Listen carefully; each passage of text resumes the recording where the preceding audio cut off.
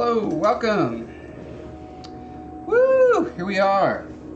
My name is Josh. I craft creatively.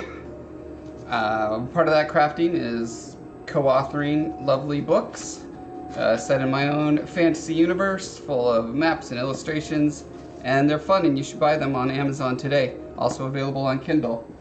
Someday available on audiobook, but not until the third of the trilogy comes out, which, you know, we'll get there. We'll get there. Today's plan is hopefully to be doing a lot of carving of a cliff, but before I do that, I just want to quickly do a very fast sanding coat over this guy. I like saying quickly and very fast to fool myself into thinking that it's gonna, well, I honestly, I don't want to take up a lot of the stream with this. But this is what we were working on last time, right? This sort of display base for the character that I was working on a little while ago. The Foreman from Blanco's Block Party. There we go. So he's gonna sit there. These letters are gonna glow once I get the mask off, but I can't take the mask off till I'm done with the painting, and I can't do the painting till I do the sanding. So yeah, it's coming along. It's almost there. I think there's I think this is the last sanding coat before the final priming and sanding, or priming. That's all I do anymore. Priming and sanding, 100% of my life.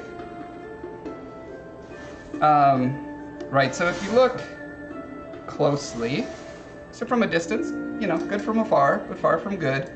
If you get really close here, you can kind of see little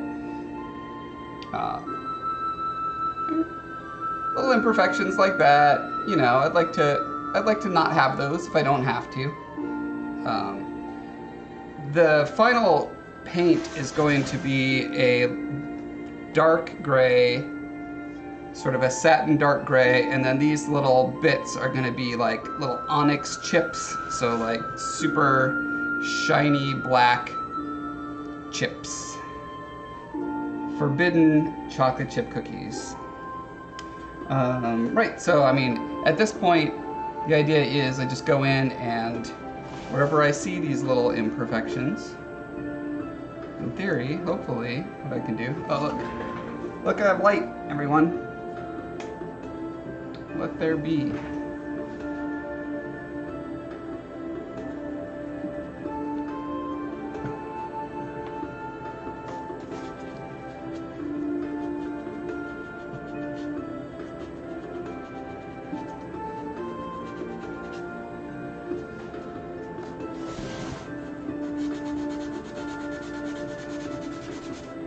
And this is the point where I kind of, what would the word be? I just kind of like learn to accept a certain threshold of imperfection, and I live with it.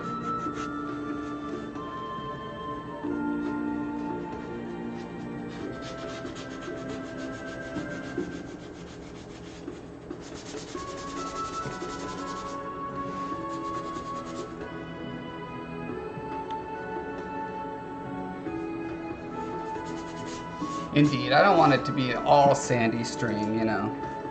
I've done those before, they're not very fun. Constructing things, composing things, way more fun. Painting things, these are fun things. Sanding, not so much.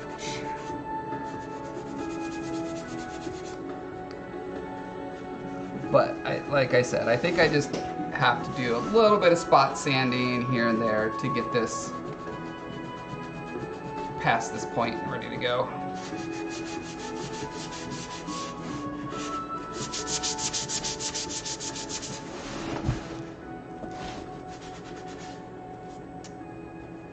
Although I've heard that some people appreciate the ASMR aspects of the sound of sanding.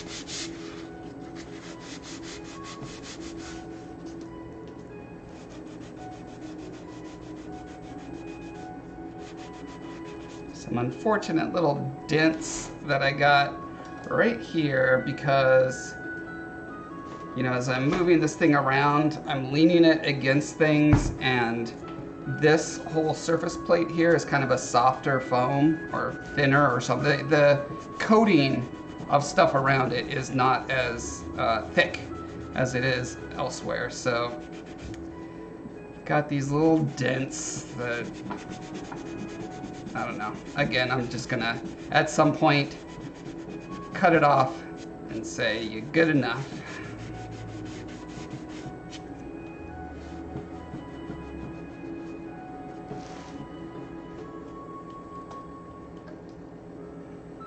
What does it mean to co-author? Wow, that can mean a lot of different things. In my particular case, what it means is that I spent about 20 years world building. I have serious world builder's disease, where I just go and go and go about all the details of my planet and my characters and my creatures and my environments, etc., etc. And at some point, it's like, well, you can world build to your heart's content until you actually have it in practice in a story.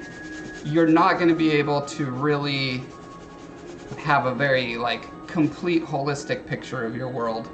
You need to see it in action.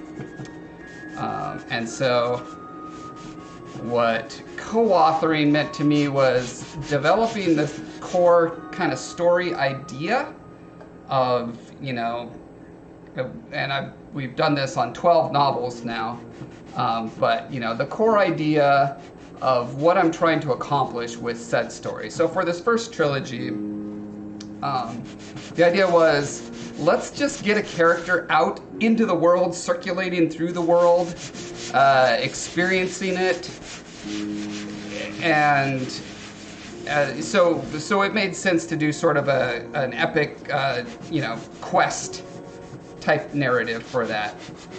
And then coming up with, okay, what is the reason this character is on a quest? What are his needs, his desires, his personality?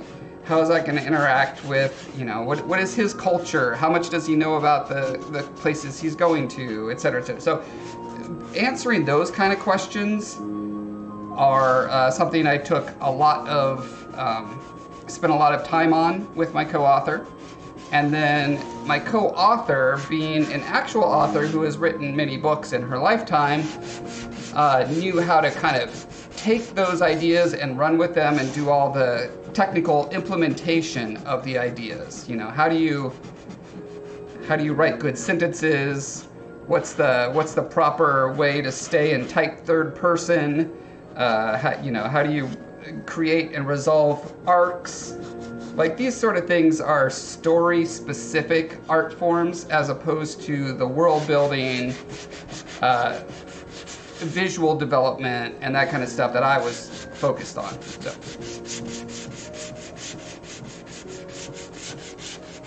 I think what it meant in my case is that we've got two people who are both interested in different elements of telling a story and playing to our individual strengths, while relying on the other to cover our individual weaknesses.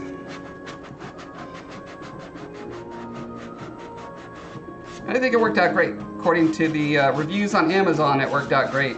It's got really good reviews. People are liking it. So, very pleased about that. The plan is to eventually turn it into a big franchise, like, you know, it's going to be the next Lord of the Rings or Star Wars or whatever, right? That's what everyone wants these days, isn't it? No one wants to just write one story and be done.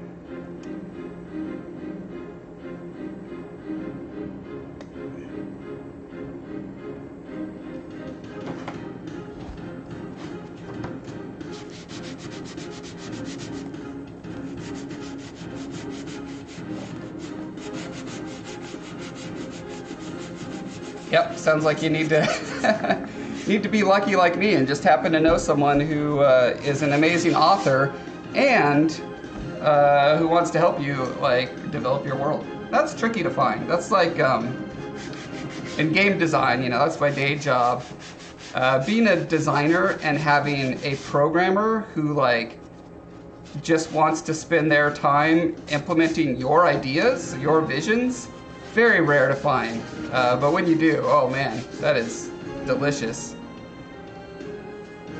Some exist. Most programmers that I know who do want to like spend their free time doing, you know, indie development, it's because they have very specific design ideas, and that's why that's very rare. And likewise with most authors who are good at their craft, you know, they want to design their own worlds and stuff.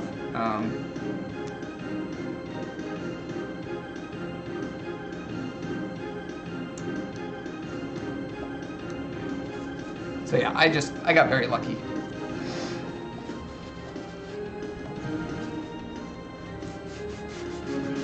You have a wife who's great at writing? Or just great in general? I mean, it's good to have a great wife. I have a great wife too, so. Totally different than a great white.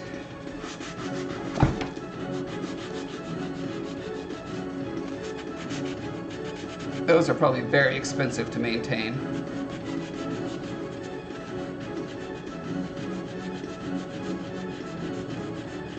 Have you asked her to help you write any stories in your world?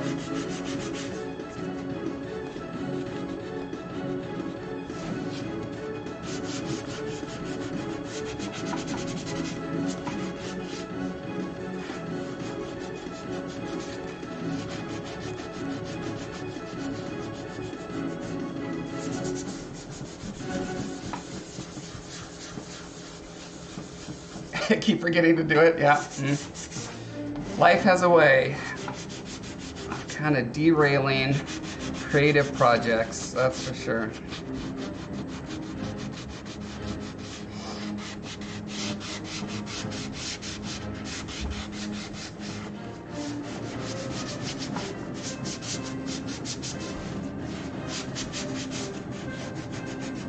That's where the power of planning comes in. Assuming you're both amenable to it, set a date on your calendar, you know, a weekend or something where you can spend a couple hours just talking through possibilities and like that kind of brainstorming session can often kick off like the internal motivation / reminder to keep at it, because that's always the most fun part of a project, is that initial brainstorming phase where everything is kind of hazy in your imagination and as a result absolutely perfect somehow.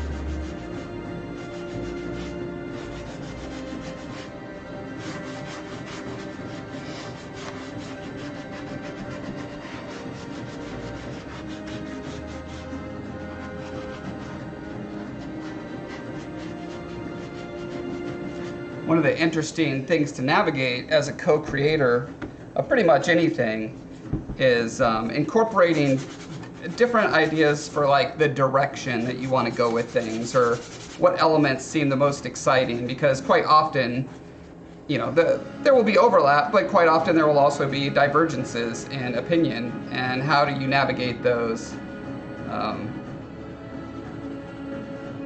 Can be tricky depending on the social dynamics at play.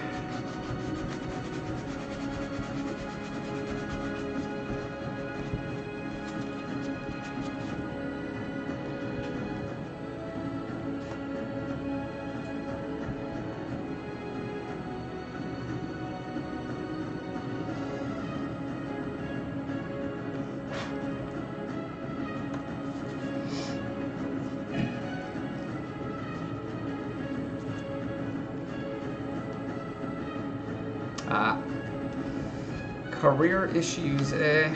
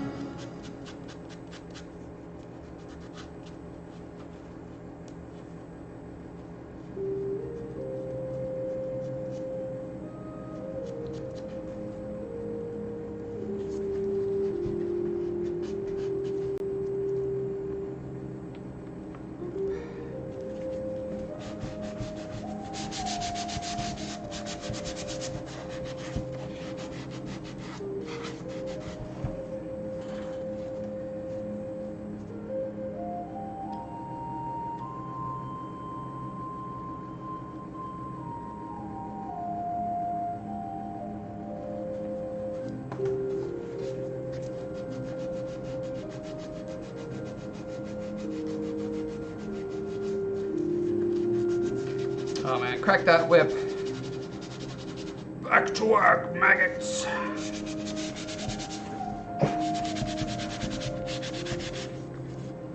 Oh wow, got some like major weird gapping, cracking going on here. I don't know, I don't remember ever seeing that problem before, but along here, like almost, yeah, it's gonna need a gap filler. Dang it, I thought I was so close.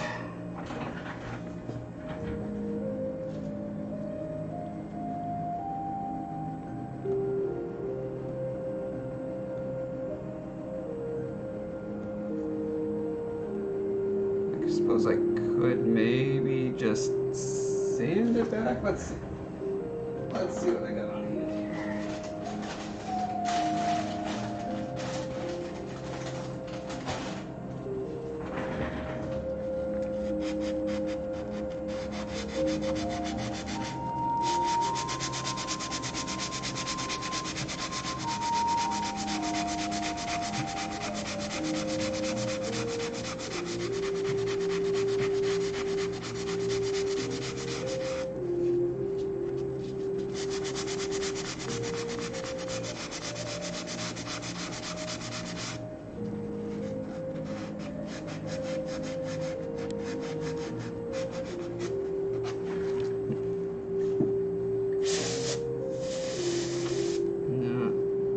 Oh, I see the problem. Okay, broke through to the bottom of the foam there, so there's like a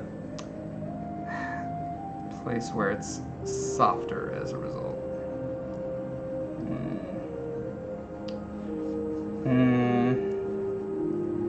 So I gotta decide, do I take a couple steps back and do the filler, blah, blah, blah. Yeah, I might as well. I'm not in a huge hurry on this anyway, so let's put this aside for now and do what I was hoping to do today. Which is back to cliff carving, which I love.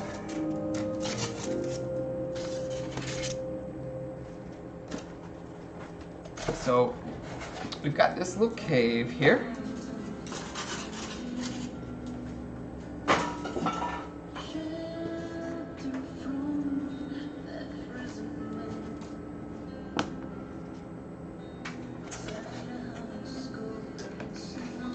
And this is, let's see, essentially a little display area where I can put sculptures and stuff for behind my streaming setup upstairs. So I can put my little characters in there. I'm thinking of also putting like some sort of LED like light effects in there or something, like a torch light would be fun.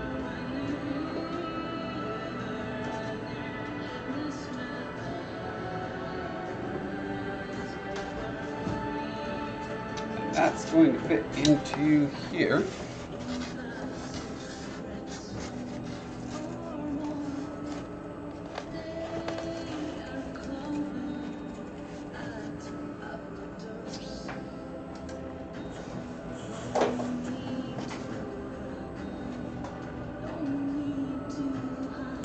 That's right, I flipped the script. Gotta keep things fresh. Also, I changed the, let's see if I can do this. There we go. I changed the name of my Instagram. It used to be Breath of Life Dev. I changed it to Josh Foreman Breath of Life Dev. So I had to update it anyway.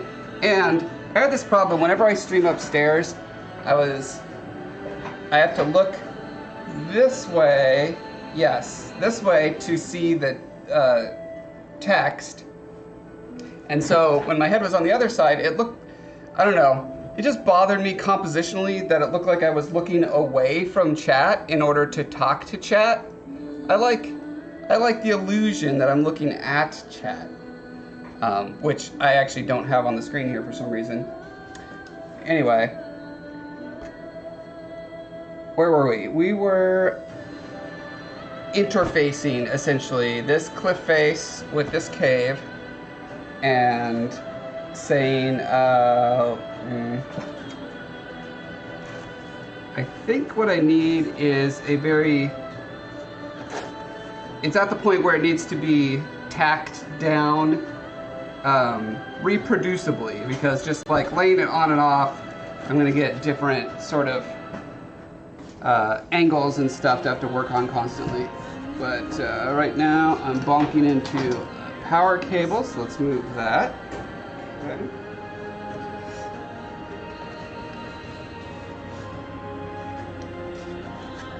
And I've got my little skewers over here. Yes. Huh. Well, had my skewers, I'll use these instead.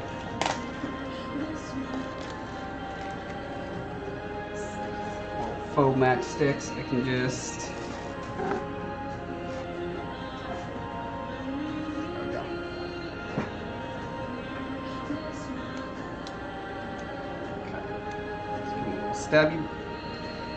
Stabby pointy bit. Uh-oh, did I lose? I lost video, sure enough. My camera does this if I bump the cable, I think. Like the only way to fix that is a new camera, I don't know. Or getting it repaired for practically the cost of a new camera. Let's see, let's go to my art cam, there we go. Deactivate and reactivate. All right, we're back. Okay, pointy bit.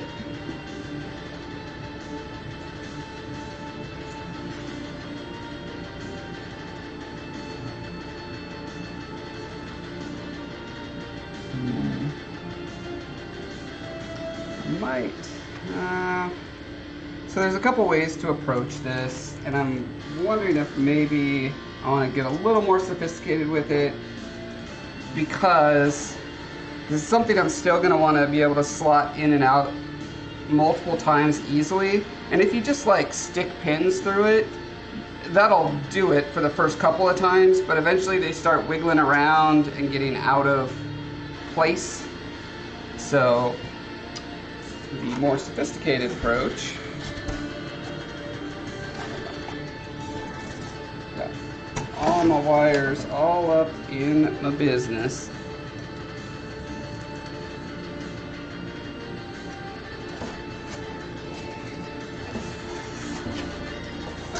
More sophisticated approach is to just attach some little brackets, essentially, which means hot glue.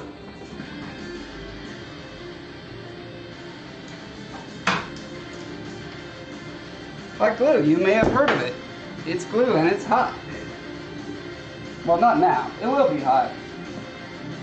Trust me.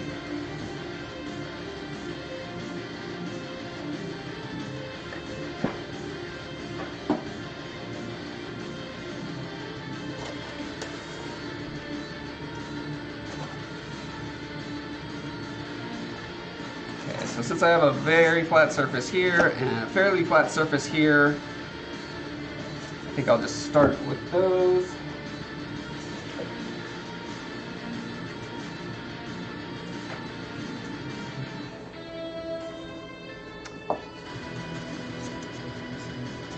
Now the issue is that this is sliding into a little like wall that has an alcove that this was measured to fit.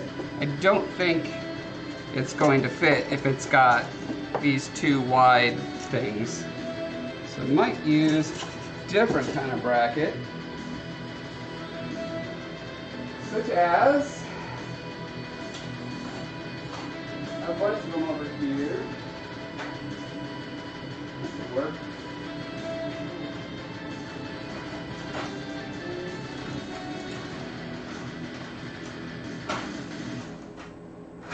Yeah, this is fine. I don't want to use like heavy things very often when you're working with XPS. It's just nice to have everything nice and light, but this is just going to save me a ton of time, and they're pretty cheap. So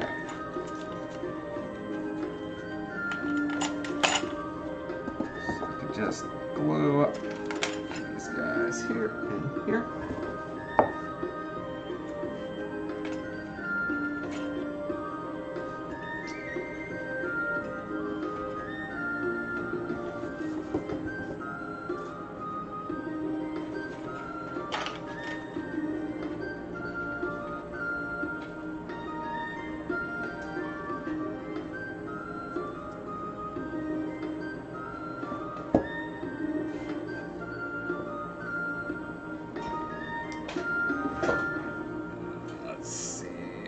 Maybe a little, Well, let's just see how this works first. I don't want to over-engineer it if I don't have to.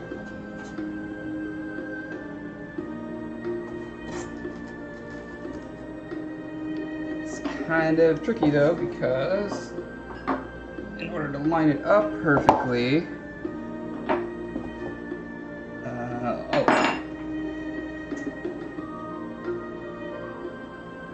naturally, my Sharpies are just scattered to the wind. I keep thinking to myself that I should just buy literally 100 Sharpies and just throw them straight up into the air, and then either they will all magically disappear, which confirms my theory, or there will always be one laying around somewhere. One of those two outcomes should happen.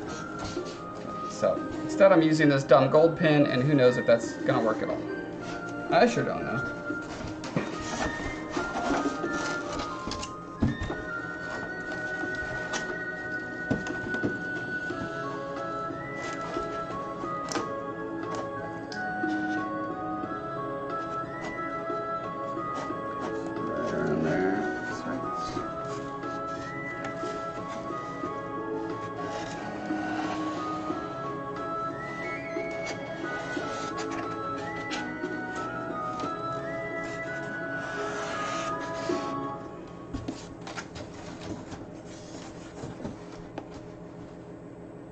Okay, I think that worked well enough.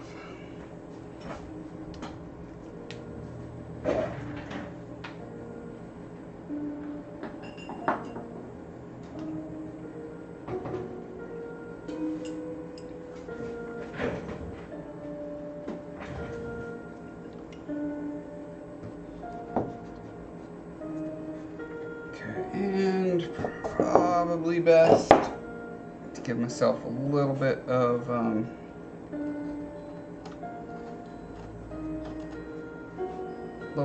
something for the glue to grab onto.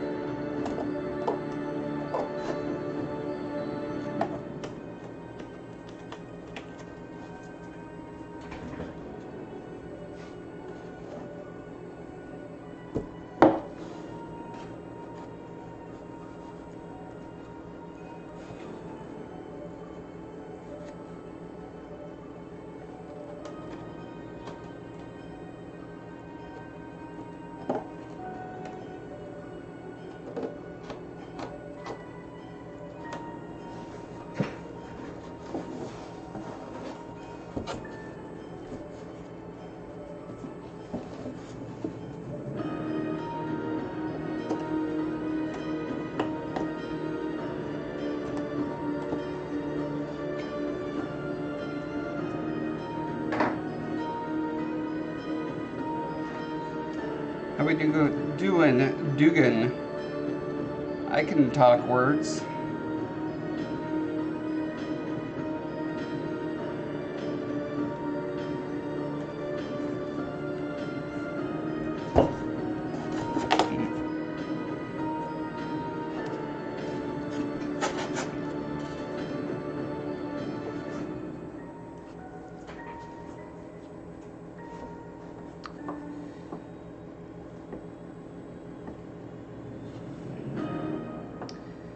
Yeah, it really explains why the sensible creatures of this world don't use words.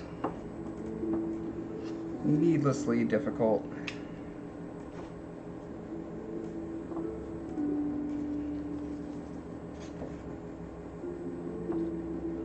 Now, if these can't hold themselves up with the glue that I'm putting, I can put another like thin sheet of something over it and then glue that down as well.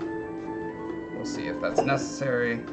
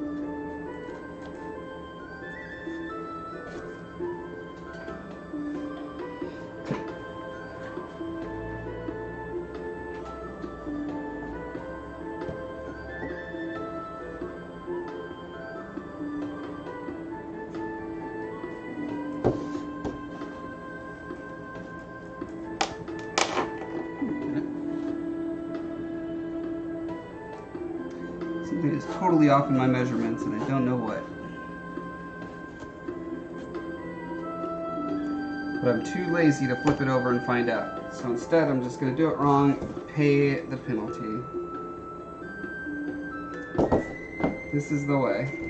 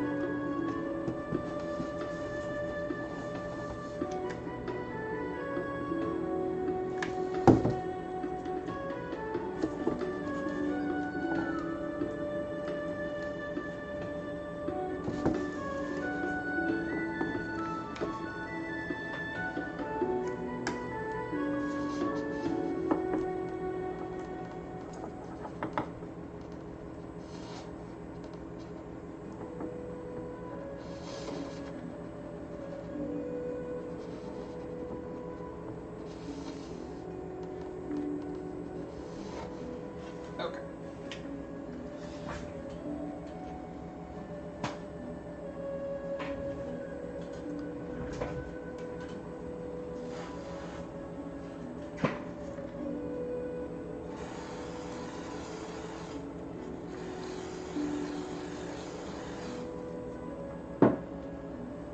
Let's see how we did.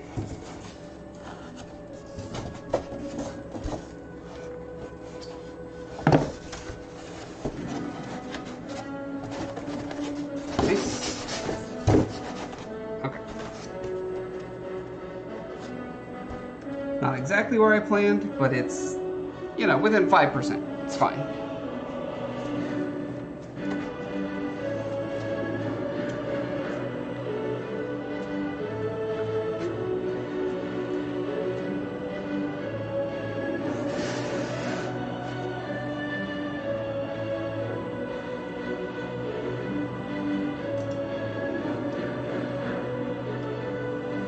So when it comes to the rest of this cliff, there's a few sort of like blocked in areas that are just very rough, general idea. So I want to address those, you know, like this is straight up just nothing but a flat surface. And some of that is fine. Like you want some areas of rest that are not super duper detailed, but you also don't want areas that are, you know, look unfinished.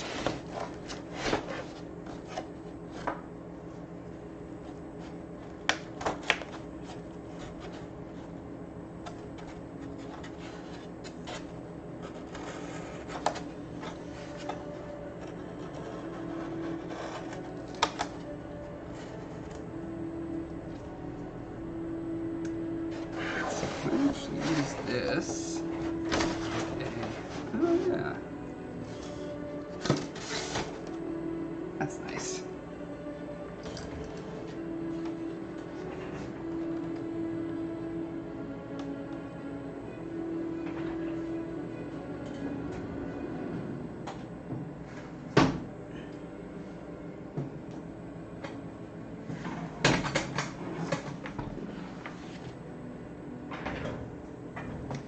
You know, some materials require good plans. The nice thing about XPS is it only requires plans, and sometimes not even that.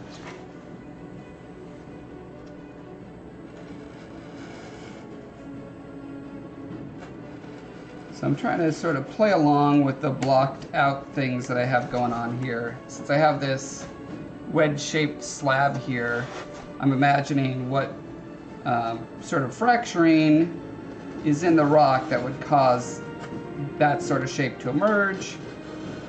And let's see, is it interpolating? Maybe it's interpolating. Maybe it's not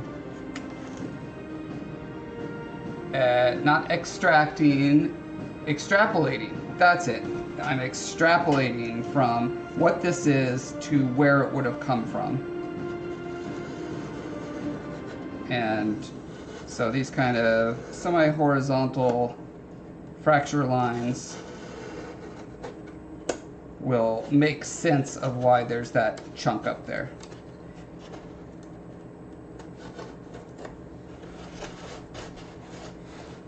And then it has some fun shearing along the top there that I also want to make sure I'm reflecting on these as they go down as well. But I also need to consider how these are interplaying with this larger sheet here. This one I'm less happy with because it's, you know, I took my melty wire tool and just kind of scalloped out areas, but there's no strong sort of directional element to it. It seems very random. So I'm thinking if I carry forward some of these fractural lines into it, it might start to cohere. We'll see.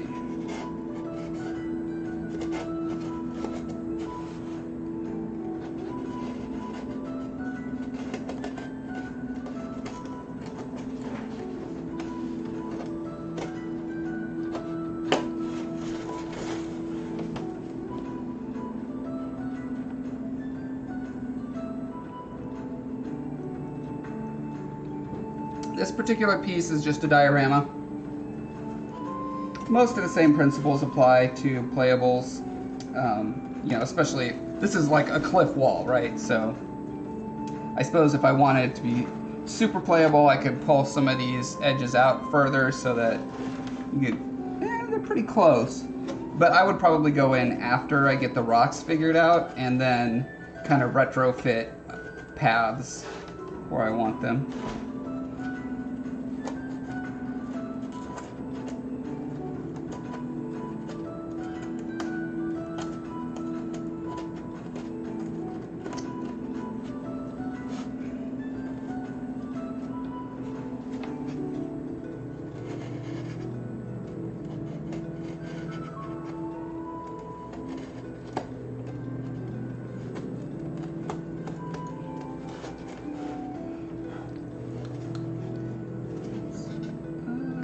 also have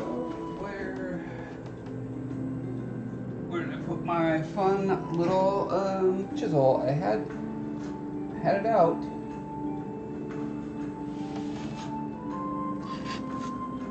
Here's my little chisel, not... Let's see if this massive chisel will do anything near what I'm wanting. I doubt it will, but... Yeah, maybe if it was way sharper.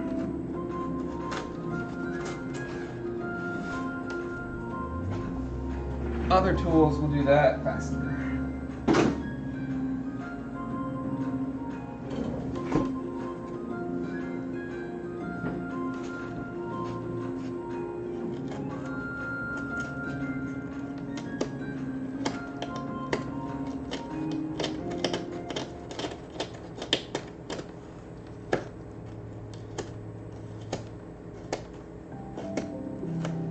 One thing that's nice to break up a really, you know, like a flat slab like this, and you don't want to completely break it up, but in the places that you do, if you just draw lines across it, it'll end up looking like a constructed thing, you know, made out of bricks piled together. And that's not the look that I want. So one of the things I'm doing is making sure that there's dimensionality on multiple axes, so it's not just going to be flat across and then some detail on it. There's going to be cross sections that can go like in or out of the primary plane. You know, this is the primary plane, and so I want to make some things that, you know, convolute that surface a bit more.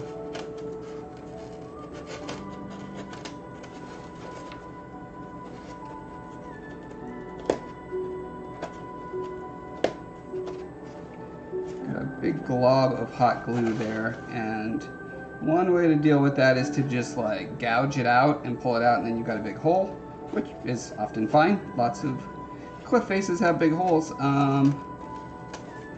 Or I can like pile little bits of detritus that I'm digging out here over it. And in this particular case, thinking probably the gouging method is better. Let's find out. Worst case scenario is it wasn't the right choice, and then I can just fill it in with another piece of foam.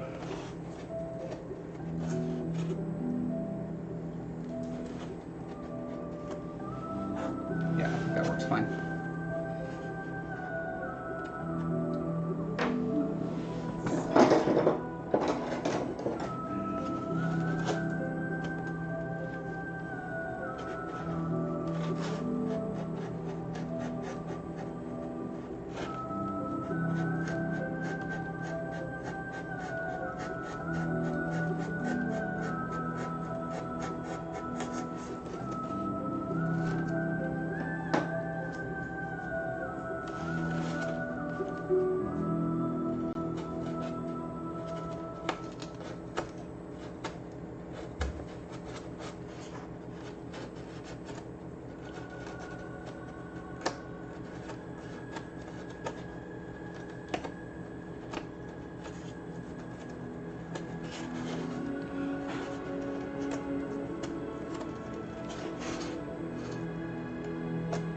One thing I think I want to play around with on this piece, because it's like a semi-practice experimental piece. Most of it's going to be hidden by the back of my couch anyway. One thing I think I want to experiment with is doing, like I did here, you know, I went in and I applied the paint before I was really done with the carving, just to get a sense, a better sense than I get from, you know, that, right?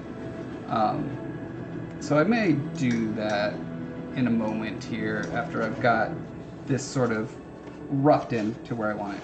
Well, I guess roughed in version 2 as opposed to roughed in version 1, which is where it's at now. One thing that's catching my eye is kind of interesting is this little crease right here, or like a score mark It's going up, and I like that it's going against the primary lines that I've got going on here, because that is just something you see in nature a lot, is that there'll be sort of a pattern going in one way, and then something comes in and just disrupts it for whatever reason. So I'm wondering if I want to like have one go up to here and meet that, and then suddenly dive down. That seems interesting to me. So I'm gonna follow it. Follow my bliss.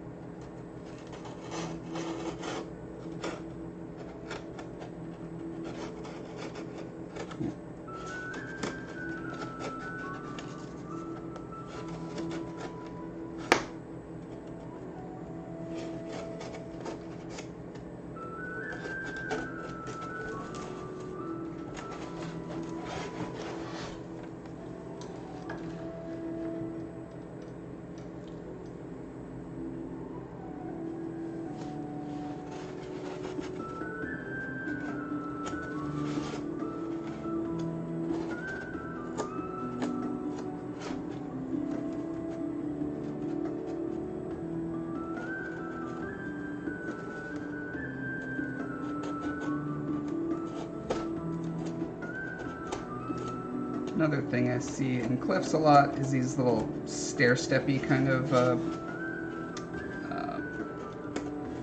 what are these called? Not fractures, flaking, flinting, flipper-flappering.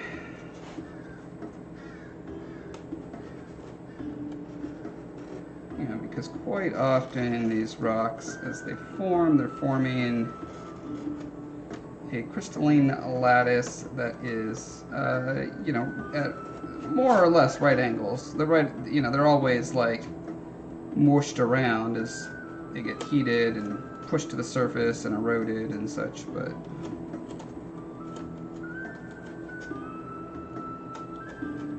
and they're not always stair-steppy, but enough of the time that just sort of putting those in always seems to help with my campaign towards realism.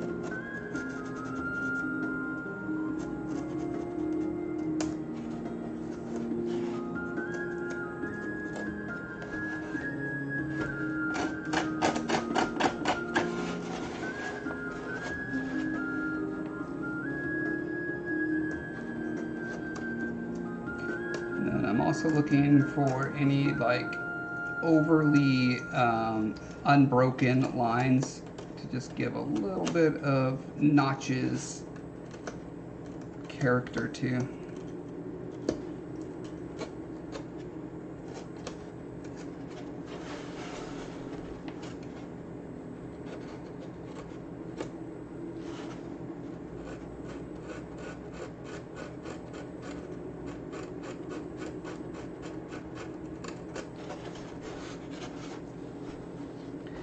Kind of like having this like super flat surface there.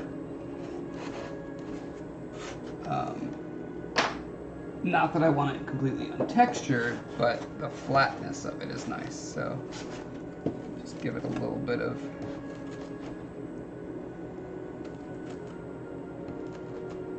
texture there.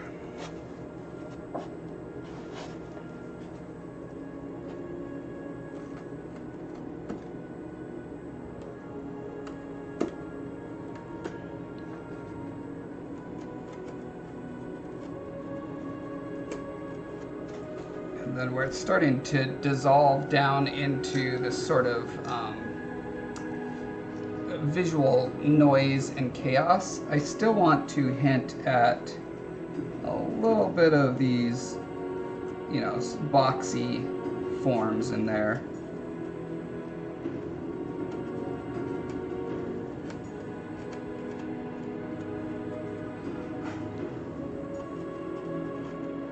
So you get a sense that there is an underlying process at work. It just has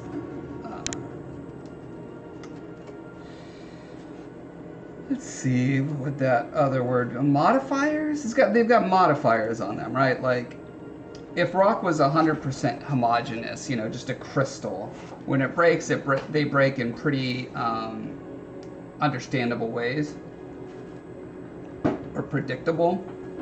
But because most rocks in nature are conglomerates of many different crystalline structures, mixed in various proportions in different places, as the rock erodes, the bits that have the, you know, different structure, they have different rules for how they break. And so you're going to see that difference reflected in the shearing and cracking pattern.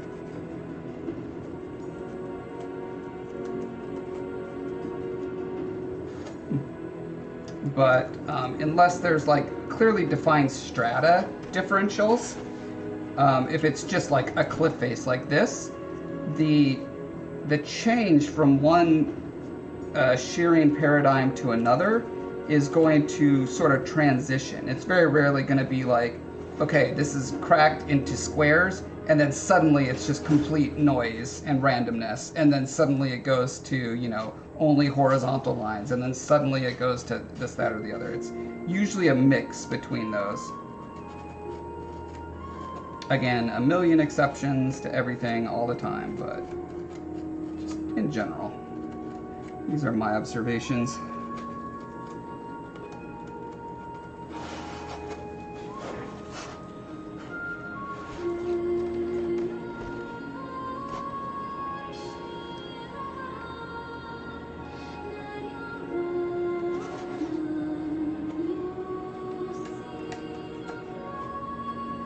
And I think I'm going to be doing progressively less detail as it goes down, because that's way below where my webcam will ever see.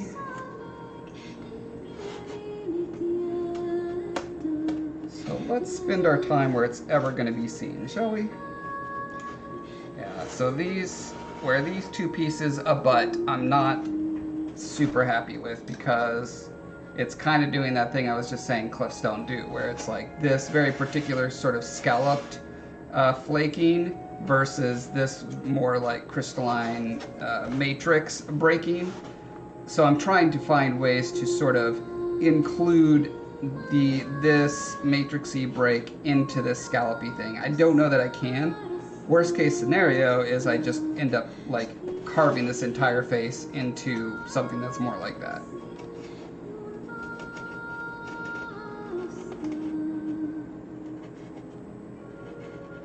Want to see what does it end up looking like if I put a more matrixy fracture on a scalloped thing. My intuition is that the answer is bad. It's just going to look bad, but we'll see.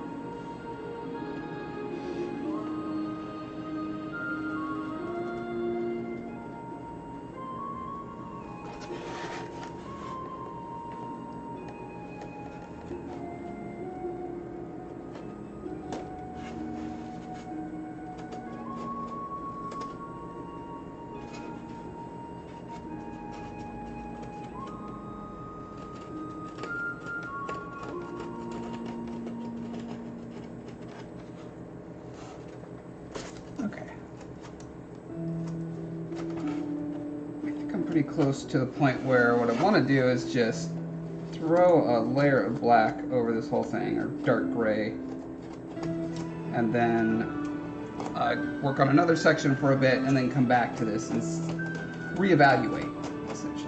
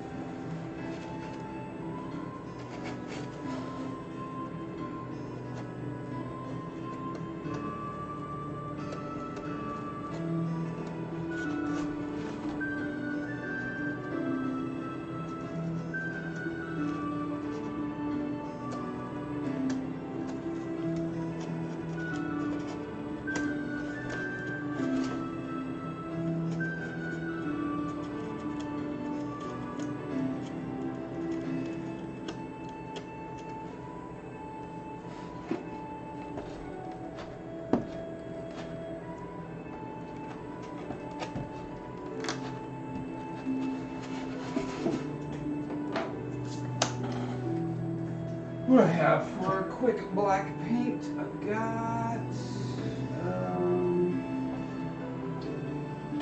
here we go, 8% gray, this will work.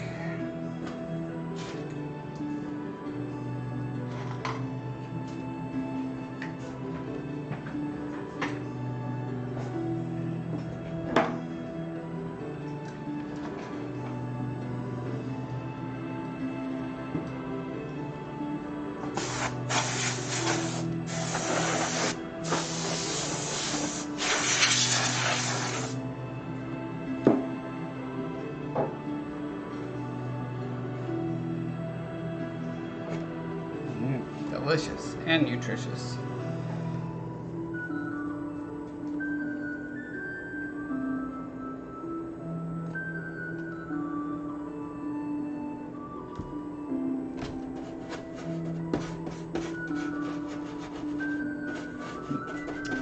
Possibly too thick.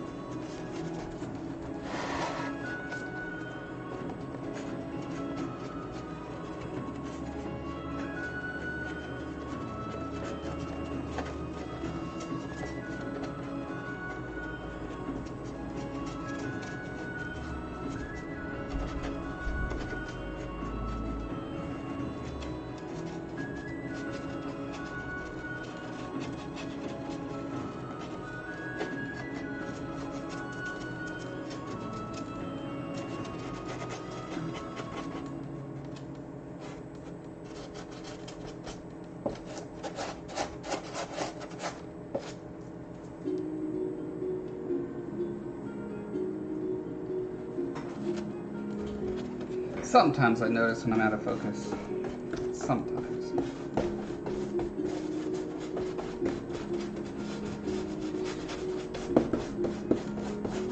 But until I can hire that cameraman for my full-time streams, you know, it never hurts to remind me.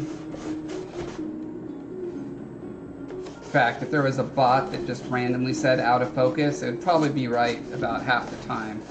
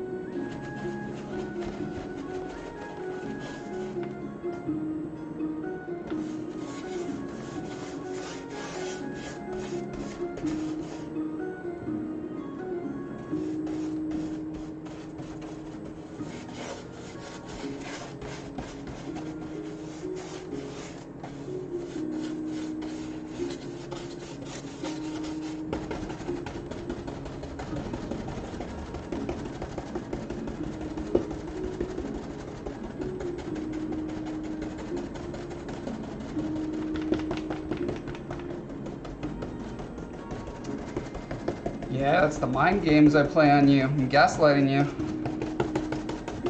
Your glasses are dirty again, Quindy.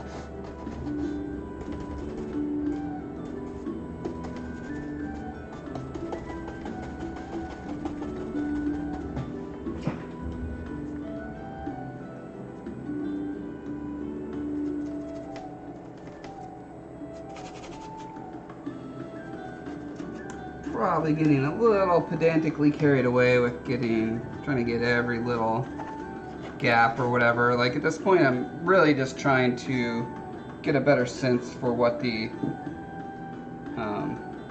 forms, the shapes are. I'm not trying to actually do a paint job that is going to anyway be final.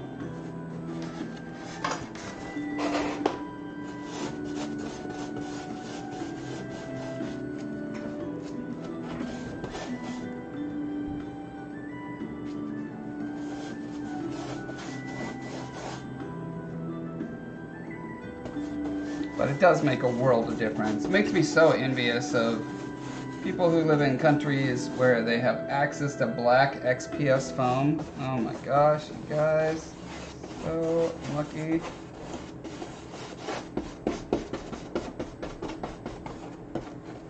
Like, I honestly cannot think of a worse color for, you know, visualizing as you're working, like,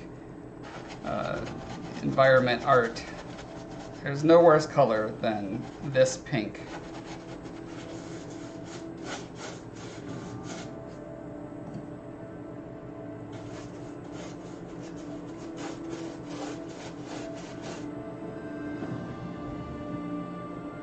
And it's also the most annoying color to end up, like, when your piece of battle train is chipped or whatever, and then you see bright pink under the paint.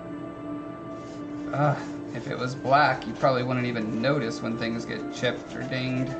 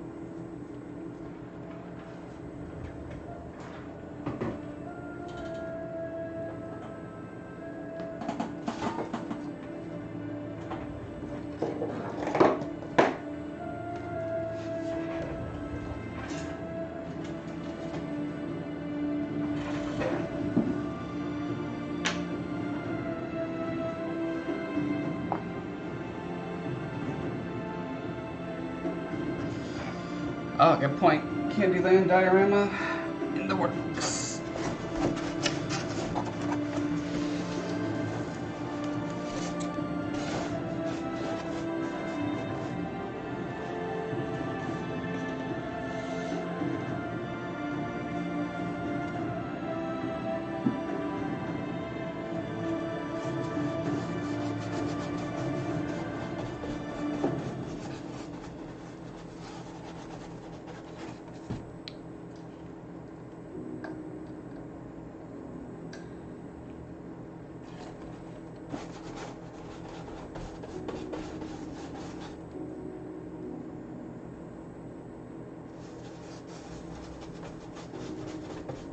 I could imagine a pretty interesting campaign going through Candyland. I'll be honest with you, it sounds kind of intriguing.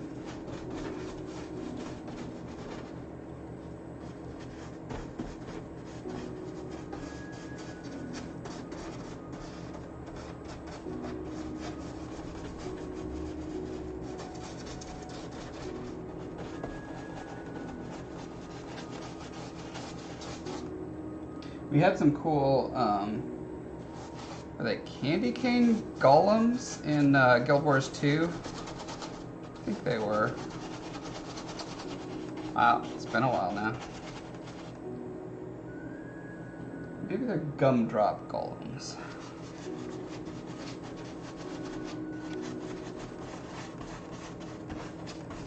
for the what was Guild Wars Christmas called? Winter's Day? Wow, hasn't been that long. I'm just going senile.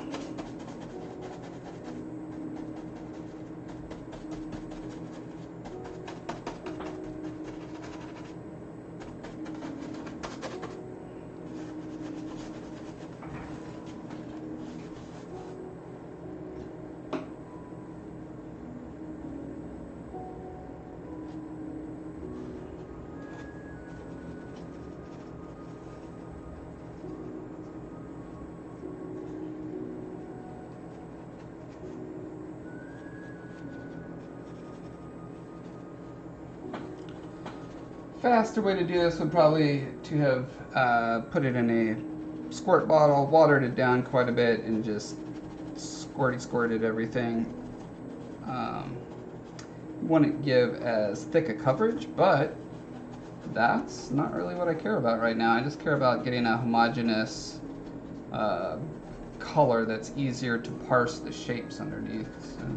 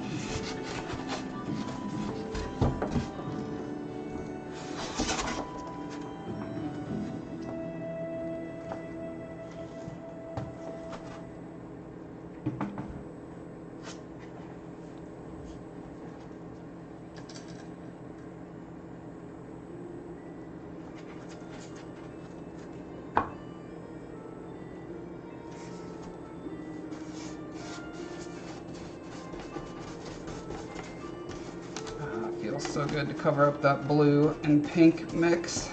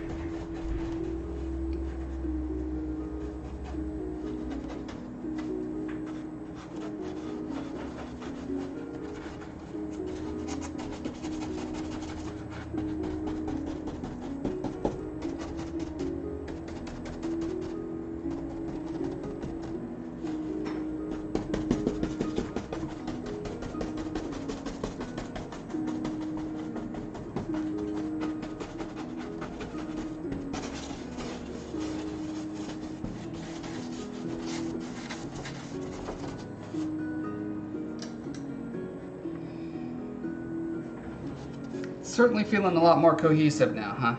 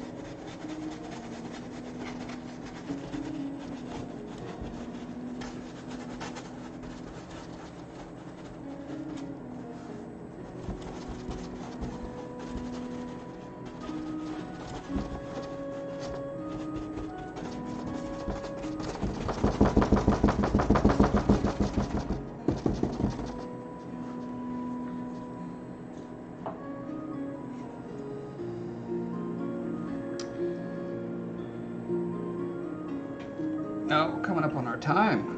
Oh man, I was hoping to get more carving done, but that's okay. We got something cool to look at least. At least we have that.